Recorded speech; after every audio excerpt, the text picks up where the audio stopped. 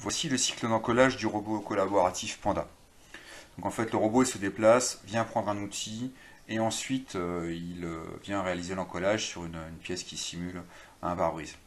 Ce robot se prend très facilement en main, c'est vraiment très ludique. J'ai réalisé ceci avec des élèves de seconde, même des élèves de 3e PMET. C'est vraiment quelque chose de très ludique, il fonctionne en couleur, en vert il est en run, en blanc il est interactif et en bleu il est en attente. Donc voici l'activité associée à la programmation de l'encollage de pare-brise sur le robot Panda. Donc en fait vous avez évidemment une mise en situation, un objectif élève.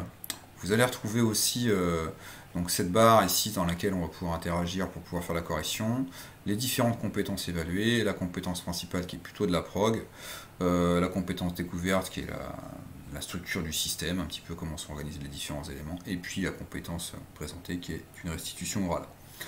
Ensuite, vous allez retrouver une présentation des robots Panda, le point d'intervention, ce qu'en a compris le jeune, il restitue l'oral un petit peu ce qu'il doit faire. Et puis ici, pareil, on parle du système, donc en fait, on a des propositions. Qu'est-ce qu'il doit choisir? Par exemple, ici, on est sur la radio-relance, tout simplement. Et puis là, le bras. Le bras, l'interface desk. Il y a une vidéo ici tutoriel qui permettra de trouver ça par le jeune de manière individuelle et autonome. Vous allez retrouver à chaque fois le même esprit, c'est-à-dire que la mise en service, pareil, il y a une procédure et il y a une vidéo tuto. Vous allez retrouver la même chose sur la vidéo d'ailleurs qu'on a vu précédemment, qui est le cycle du robot, et on lui demande un petit peu de trouver l'algorithme, donc de placer les étapes un petit peu dans le bon sens, les différents modes, ses couleurs, puisqu'on a vu qu'il fonctionnait par couleur, en tout cas interaction, attente, run, bloqué, ou alors les roses et le rouge sont des mauvaises couleurs. L'interface desk. Donc en fait, on va trouver en fait une activité complète qui fait de la programmation et de la découverte robotique. Au final, une fois que le jeune a terminé, on va remettre là, on remonte un petit peu tout en haut et on peut tout à fait faire la correction. Donc en fait, si on fait des verrouillages, on va faire une correction. Donc, dans un premier temps, on va lui demander comment il se sent et on lui dira je me sens bien, hop, correction. Et puis au final, attention, il y a des choses bonnes et des choses pas bonnes. Donc déjà, ça va lui permettre de voir assez rapidement que il y a des choses qui sont peut-être pas bonnes, donc il va pouvoir changer en fonction de cette correction. On peut faire un init de couleur et relancer une correction un peu plus tard en lui disant bon voilà, finalement effectivement ça a été utile, là c'est bon, etc. Ça peut être utile aussi pour le jeune pour travailler en individualisation. Ou alors on déverrouille et on vient lancer la correction, ce qui fait qu'au final on a le bouton de validation et lorsqu'on valide on voit qu'on a des choses qui tombent ici. Donc, évidemment les compétences sont à 0 puisque évidemment il n'y a pratiquement rien de rempli dans l'activité. On aurait pu voir aussi que la partie évaluable à l'oral, on aurait pu cocher une case à cocher ici, soit cocher celle-là, soit cocher celle-là, et ça serait venu incrémenter l'activité au-dessus.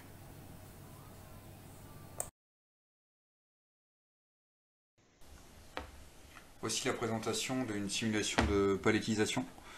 On retrouve bien en fait la prise toujours au même endroit et en fait un décalage réalisé par la fonction array et la fonction teach qui vont permettre de faire un décalage. On choisit la matrice en fait du 4 par 4, on choisit les 3 points qui définissent la taille du pas. Et ensuite, il suffit de mettre des fonctions de déplacement et d'ouverture ou fermeture pince pour pouvoir réaliser ceci. Attention, les déplacements verticaux, quand on a des montées et des descentes, sont des relative motion, donc des déplacements par rapport à des points relatifs qui sont inclus dans la fonction matrice. Ce ne sont pas des déplacements dans l'absolu, ils sont forcément en relatif.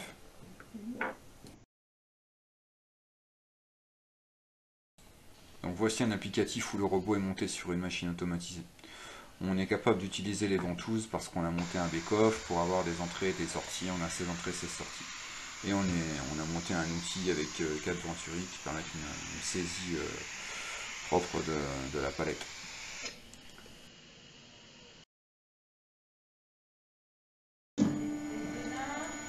Donc voici un autre exemple d'applicatif en cours de développement. Donc on voit qu'on va venir chercher les feuilles de papier pour recharger automatiquement les colle-pattes. Donc évidemment, le bake-off avec les 16 entrées 16 sorties va nous permettre de dialoguer avec l'école PAP pour avoir un top lorsqu'on aura une non-présence de papier au niveau des pop-up. Et derrière, il faudrait aussi avoir un système qui va permettre d'empiler 3-4 feuilles pour pouvoir venir